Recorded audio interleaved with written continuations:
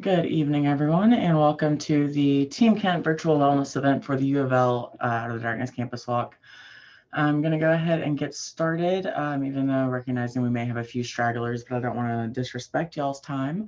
So thank you so much for being here. I am very excited that we are able to have virtual participation this year, as it gives kind of our Team Kent from all over the world a chance to participate in a way that wasn't previously possible before. So I'm really excited for y'all to be here, and we have just kind of a quick beginning of the program going to get us started off for our wellness week. So just for kind of starting off, we'll have this agenda for just like the basic outline of what we'll be talking about tonight. So we'll start off with the welcome from the team captain, which is me, and then we'll go on to education station for a couple of stops there, and then we'll talk about some ways you can actually engage in virtual walk participation, because I know that's been a point of confusion for a lot of people. And then finally, we'll have a Wellness Week kickoff. So moving right on in, my name is Sarah Williams. My pronouns are she, her, and I am the team captain for Team Kent this year. I am a Kent School alum, got my MSSW there, and I am currently a certified social worker in the state of Kentucky. I'm a PhD student and part-time faculty at the Kent School. So, I'm just all up in Team Kent, and I'm very excited that I've got such a big team and so much support in Team Kent this year. I talk about suicide prevention pretty much constantly. That is my area of expertise. So I am very excited to share some knowledge with y'all tonight. And I'm also very excited to have a current MSSW student joining me for part of our Wellness Week kickoff. All right, so trucking right along into education station.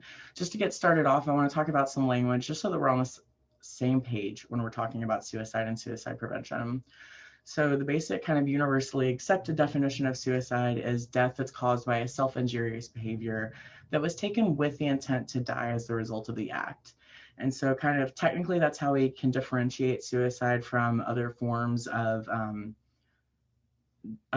death, including accidental death, like accidental overdose and things like that. Suicidality is kind of the entire range of experience from suicidal thoughts, which are called suicidal ideation, all the way to suicide attempt or death.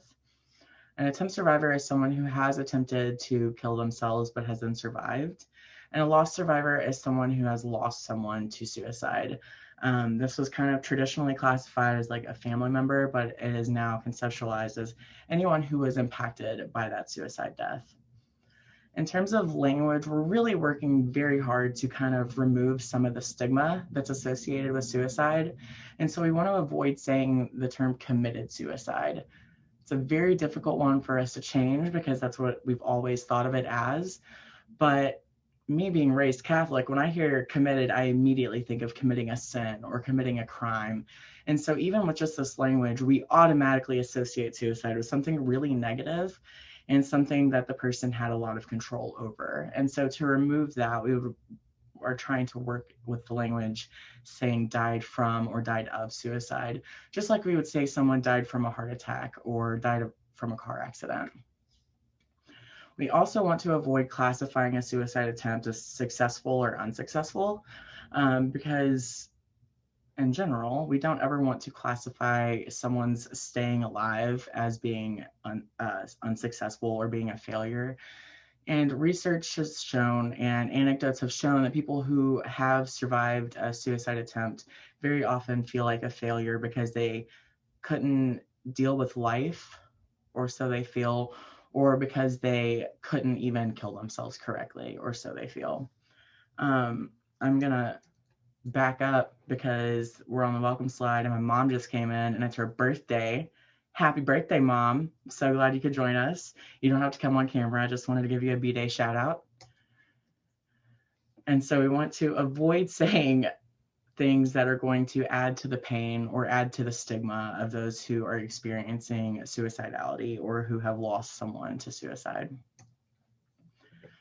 Next stop on the education station is some overall facts and stats about suicide. So just kind of on average, one suicide occurs about every 11 and a half minutes in the US, which equals out to about 123 suicides every day. Come on. And in Kentucky alone, I'm like skipping a few bullets, but I'll go back. In Kentucky alone, about 776 people die each year from suicide. So it's not only a huge thing that affects a lot of people nationwide and around the world, but also here within our own state, within our own community. And kind of on top of that, it's estimated that about 25 people attempt suicide for every one suicide death, which ends up being 1.125 million attempts every single day. No, not every day. My bad. Or is that every day? Okay, math is not my strong suit, but it comes out to about one suicide attempt every 28 seconds versus every suicide death for 11.7 minutes.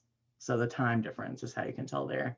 Big math numbers, not my strong suit. Suicide prevention is though, so listen to all the stuff except for the numbers.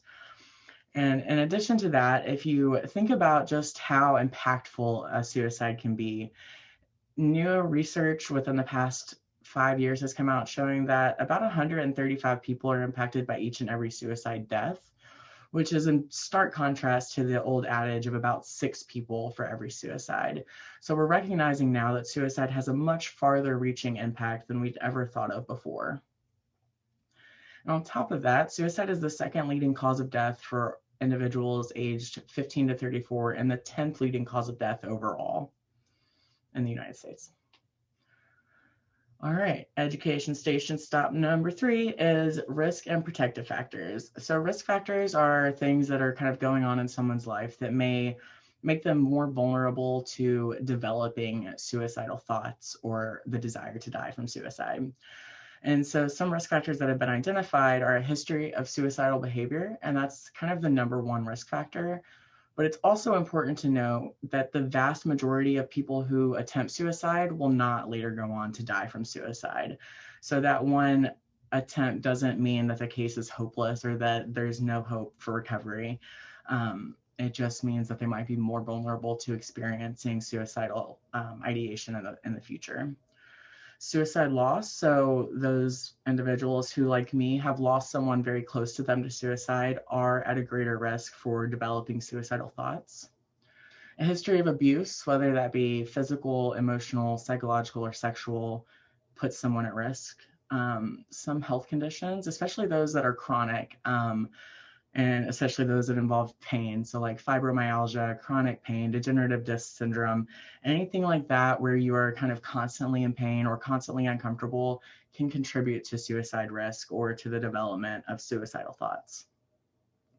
Some mental health conditions like very severe depression, some schizophrenia, and some other kind of difficult symptoms to manage within those conditions can also contribute to an elevated risk factor. Substance abuse is another big contributor to suicidality. Access to lethal means like firearms or kind of large quantities of medication or whatever the kind of preferred mean is. But especially here in Kentucky and in the South, firearms is a huge one. So we really need to make sure that those things are being stored safely, and so that we're kind of putting up as many barriers between someone who is really suffering and the access to that firearm, just to reduce the availability to like grab and make a split-second decision. We want to reduce that as much as we possibly can. Exposure to graphic accounts of suicide can contribute to thoughts of suicide. So this is why I strongly encourage parents to not let their kids watch things like 13 Reasons Why, especially without having conversations with them before, during, and after, and checking in with them frequently. I am a 30-something-year-old human person, and I talk about suicide all the time. Watching 13 Reasons Why was a trigger for me. It caused me a lot of distress. So I can only imagine what someone whose field isn't suicide prevention and who is a teenager and experiencing something like that for the first time, what it could do to their levels of distress. Prolonged stress and stressful life events, like, I don't know, a global pandemic, economic crisis, all of those things can contribute to our development of these just difficult suicidal thoughts, and just kind of chronically being under this level of stress makes our brain go to places that it wouldn't normally go. And so these are things to just kind of look out for and pay attention to. But on the flip side of that, we have, oh no, don't come back. Oh, I gotta fix that. We have protective factors that stay around for a lot longer than just a few seconds when they're supposed to. I'm just gonna show it like this, if that's okay with y'all. So protective factors help prevent all of those risk factors and all of those stressful life events from really getting to us in a way that contributes to suicidality. So protective factors kind of form this buffer or this bubble around us that protects us from the stressors and from all of these things that could contribute to suicidality. It's kind of far down on the list, but you know that it's very important.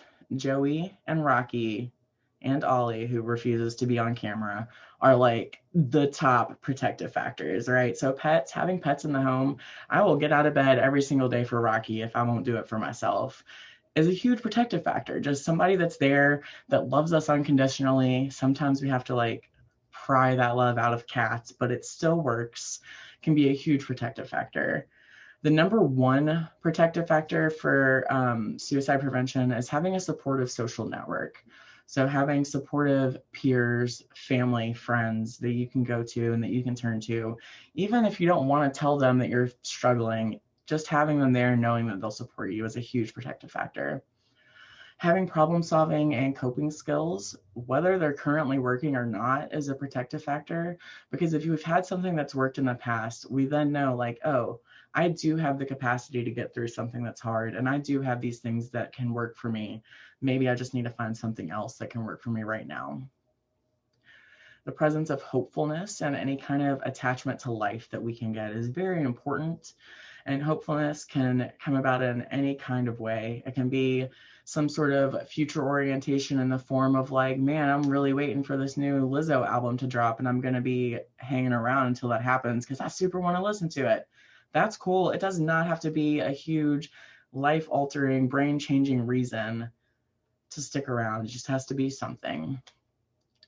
Active participation in treatment is a protective factor because, again, you have that kind of consistent person that you know is going to be checking in with you, and it provides some level of support and some form of hopefulness and like, yes, I am working toward this goal.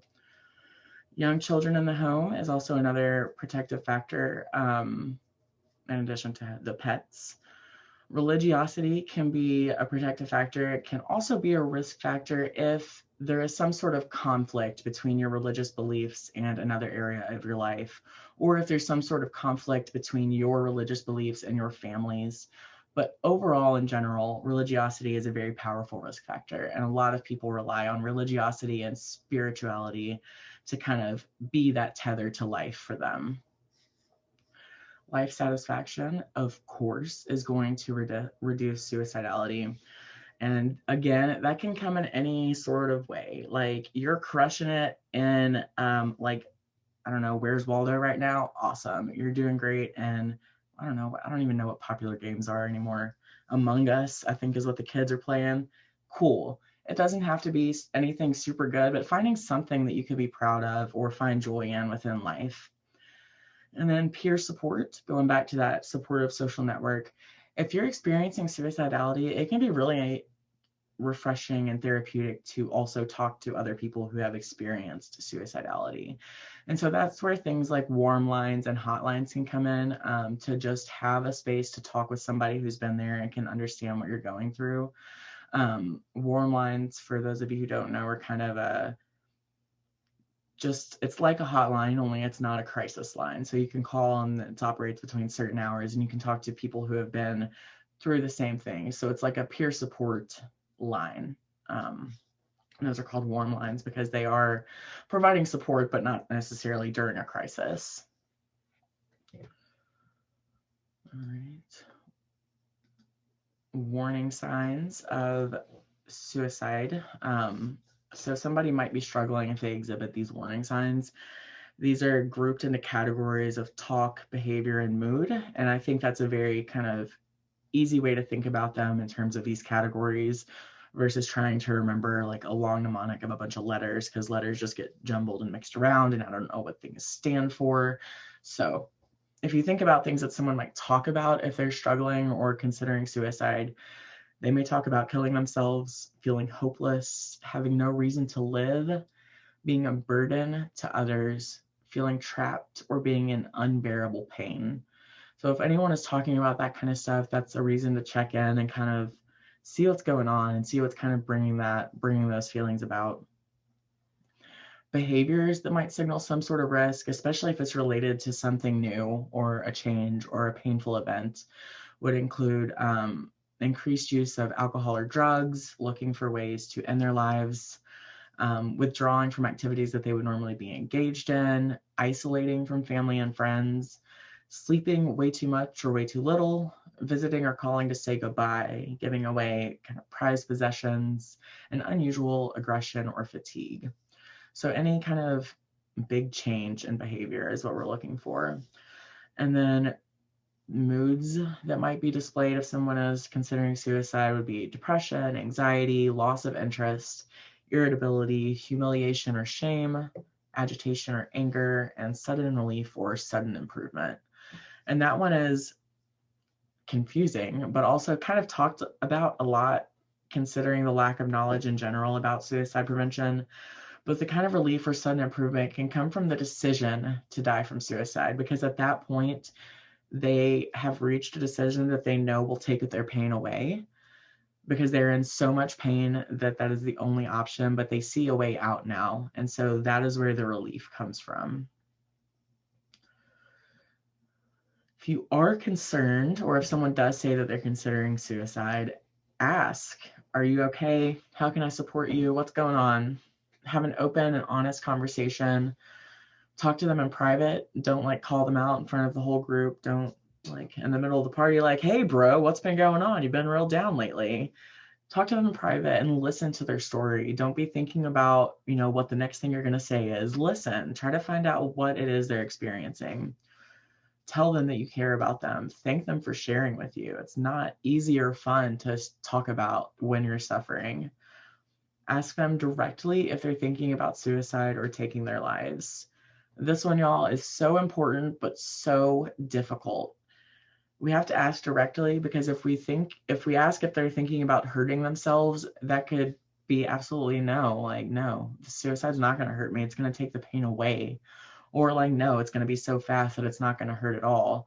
So the word hurt means a lot of different things to a lot of different people. So we have to be really clear when we ask if they're thinking about suicide or killing themselves.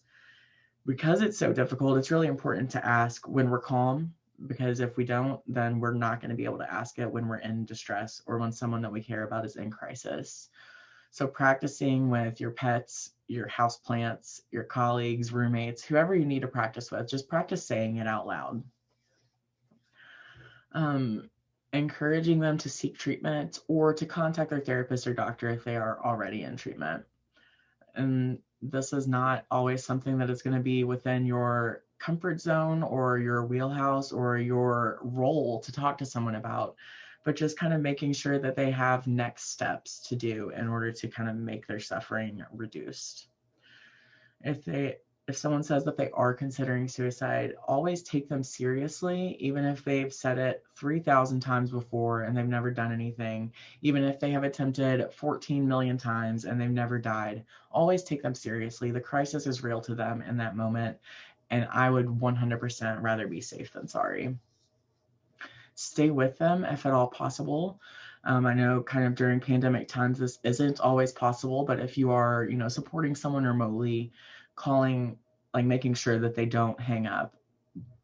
Obviously you can't like make sure, but encouraging them to stay on the phone with you, encouraging someone who is able to be with them, and just making sure that they're not alone and isolated.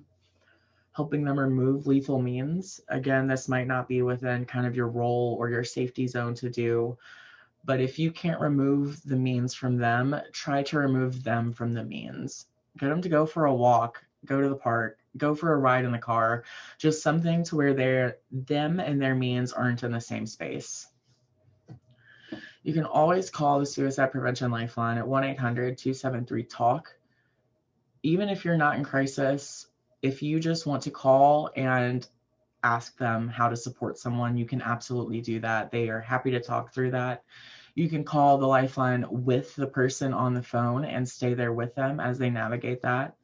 Or you can text the crisis line at 741-741, and they can also support you in supporting this person. And then if you don't feel like you're able to keep them safe, or they don't feel like they're able to maintain their own safety, go with them to the nearest immediate intervention center, which we have a couple here, but typically it's going to be the emergency room. So go with them to UofL Psych if you can. Go with them to the emergency room. Just make sure that they are going to be safe in whatever way that you can. So you have some things to do, and I'm going to tell you now what to kind of avoid. Don't threaten them when they come to you with suicidality. This kind of can happen a lot when families and caregivers are burnt out. I'm going to call the cops on you, or you're going to get locked up if you don't stop talking about this. That's not a helpful way to respond to somebody who is in crisis. Don't debate with them the value of their life or minimize their problems. You might be able to see in that moment that they have so much to live for, but they're so hurting that their brain just cannot. There is a tunnel vision. So we might be able to see that value, but they're not at the moment. And this last one is really kind of counterintuitive for a lot of us. We're like, but what about your kids? What about your family? We know that saying those types of things to people when they are in crisis aren't helpful, because the majority of the time they have already discussed, or they have already thought about their family, and they feel very much that they're a burden to their family, and their families are going to be better off without them. So that one's kind of hard to counteract within ourselves, but it is a really good practice. All right, so how the heck does one participate in a virtual walk? Here are some ways. So one of the ways is to participate in wellness activities either by yourself or with your friends. You can meet up in small groups with other Team Kit members, or with friends, families, neighbors, or whoever, and just walk together or do something together. You can walk, play, or snuggles with your doggies or your other pawed pets, and post a picture of it with Pause for Prevention. You can participate in our Hike for Hope event that's coming up, and go on a little hike and do so with the intention of participating in the event. And with all of the activities that you do, make sure you log them in your activity tracker in the Camp Walker Central within the Donor Drive platform. You can rep your Team Kent t-shirt if you don't already have one. You can also buy that. There's a link on our page and on our Facebook. You can have a hashtag real convo with somebody. Talk to somebody about mental health, about real things, something other than the weather or, what's up in the world lately. Have a real conversation with somebody. And you can take action on social media by sharing informational graphics and content, by sharing your story or your motivation to walk, and by sharing this content and these things with our hashtags. Hashtag keep going, hope walks here, suicide prevention, out of the darkness, Cards Fight Suicide, and UofL Campus Walk. And now for the last portion of our Wellness Week kickoff, we've got MSSW student Lakin Pavey with a meditation mindfulness for gratitude and peace. And we also have Rocky and Joey who want to join in that, but I'm going to mute them since I forgot to have my captions up the whole time anyway. So thank you for being here, the few of you that are here. And this is also for anybody who's watching the recording later. So this exercise is to guide us into a relaxed state and a peaceful state, and allow us to reflect on the things that we should be grateful for in our lives. So I want you to take some time to place yourself in a comfortable position. Take a few deep breaths in through your nose and out through your mouth. When you're ready, you can let your eyes drift closed if they aren't already. As you continue to breathe slowly and deeply, let your attention rest gently on your breath. Feel the movement as it enters and exits your body. Each time you exhale, let go of any tension. Relax your face, your shoulders, your belly, your legs. Take a few deep breaths in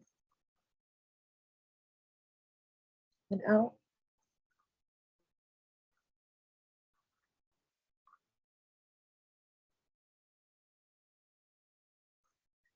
As you're breathing, bring in that oxygen, enlivening your body. As you exhale, feel that sense of relaxation even more deeply. Notice your feet on the floor or wherever they lay. Notice the sensation of your feet against the surface, the weight, the pressure. Exhale any tension that you carry there.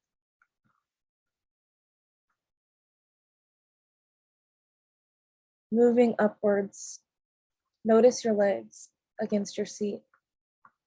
The pressure, are they heavy? Do they feel light?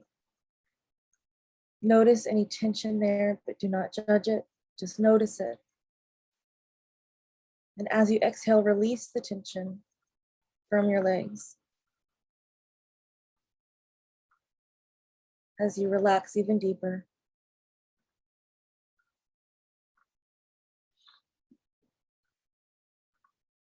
Notice your back against the chair.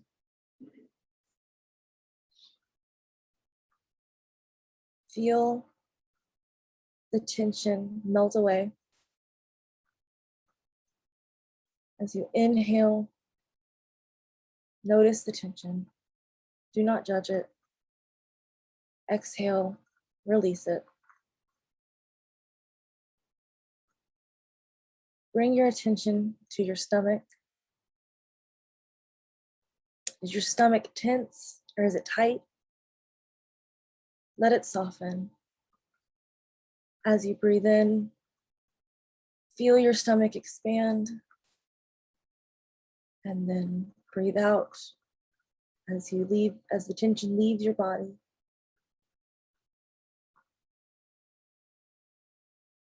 Feeling yourself relax more and more.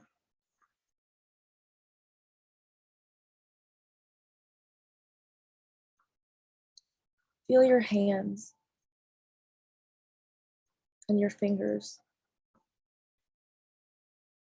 Are they tense or maybe tight? Maybe your wrists feel tight.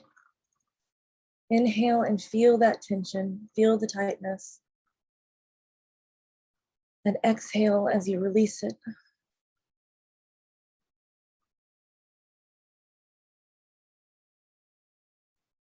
Let that relaxation spread as you move up into your arms.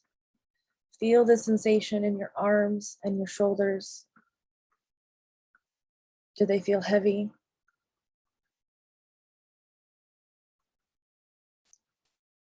Breathe out as the tension leaves. Relax your shoulders. Relax your arms. Let the tension leave your body. Notice your neck and your throat. I bet there's a lot of tension there. Take note of it. Don't judge it. Inhale. Feel the tension. Feel it in your neck, in your throat. And exhale as it leaves your body. As you relax and soften even deeper. Soften your jaw. Let your face and your facial muscles relax as you exhale.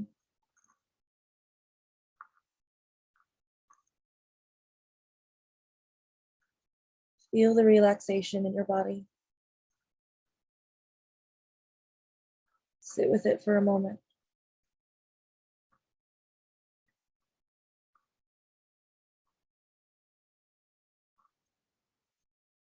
Be mindful of your breath.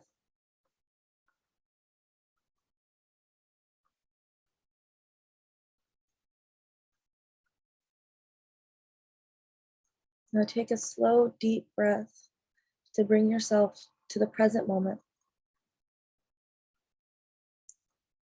and begin feeling more peaceful and centered. Breathe in to the belly. Feel it expand as you inhale and soften as you exhale.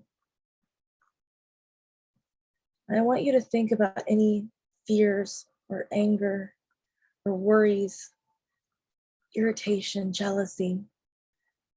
Breathe into those emotions. Take note of them. Allow them to leave you, to flow out as you exhale.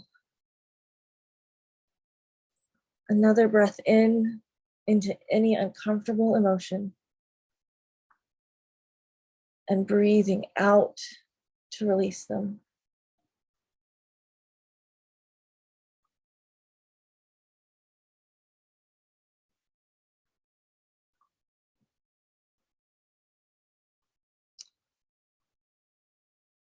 Think of any thoughts or memories or plans, anything other than being right here, breathing.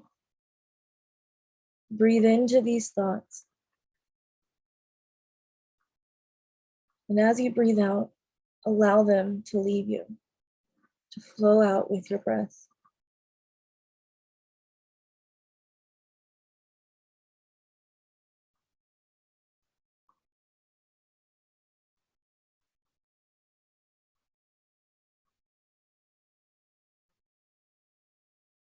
On your next exhale, settle your attention to the area around your heart.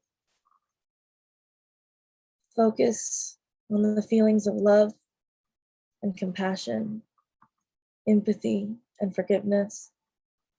With your attention at your heart center, I want you to think about something or someone that you are grateful for. Maybe you feel gratitude for being alive, being healthy. Maybe you're grateful for the abundance of nature that produces food to nourish your soul, or beautiful scenery to nourish your mind and your soul.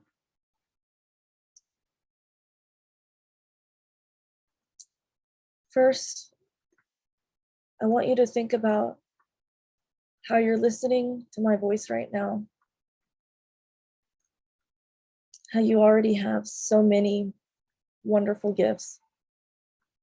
You have the gift of life itself. Someone brought you up to be the person that you are so that you can join us, whether live right now or as you listen to the recording, and you're present in this moment. You have the gift of understanding so that you can hear my words and learn from this meeting today. You have the gift of time that you can spend it with us and with others so that we can come together to raise awareness and honor those who are fighting and those we have lost to suicide.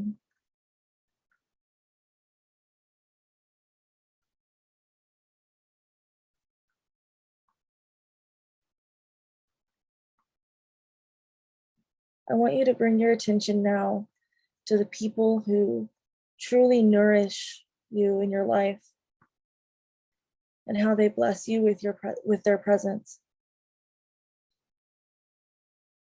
Reflect on the thousands of people who have worked hard, some of them without knowing you at all, to make your life easier, more pleasant, like postal workers, grocery store workers, restaurant workers, artists, teachers. All of these people that serve or enrich you in some way. And most of these people, they've never met you, or you barely know them. Consider the people and the pets who enrich your life, those who smile at you and cheer you up, and they cheer you on, the family and friends and acquaintances, colleagues, even your ancestors who worked hard so that you could live well. The friends who support you when you need a shoulder or a hand. Remember to breathe in through your nose and out your mouth.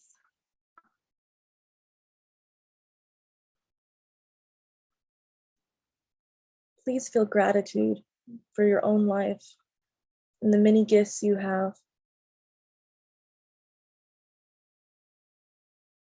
Bring attention to how this gratitude feels in the area around your heart, in your heart center.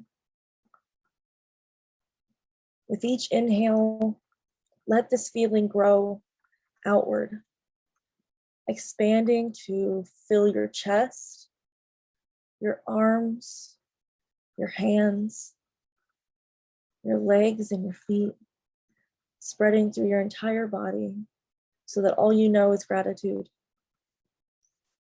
With each inhale, this feeling grows.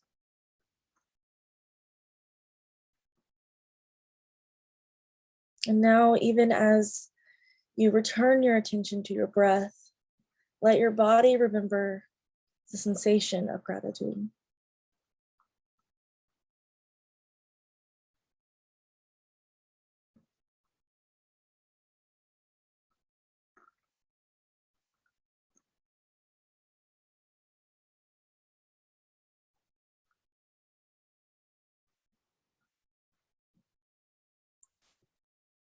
As you gently bring your awareness back to the outside world, begin wiggling your fingers and your toes. Feel your body come alive a little bit more with each movement. Continue twisting your wrists, your ankles, roll them out just a little bit.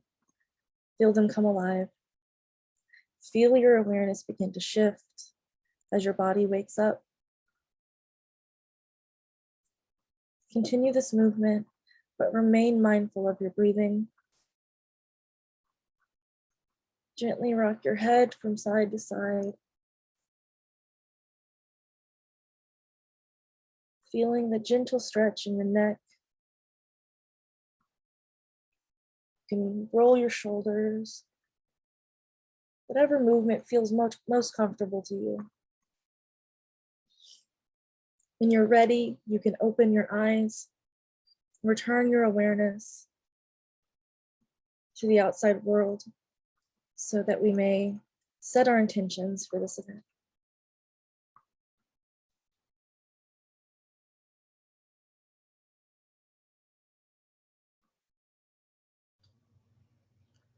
Thank you for that, Lakin. That was great. I feel great. I feel relaxed. I might not be able to get anything else done tonight, but that's fine. I went to sleep. Thank you.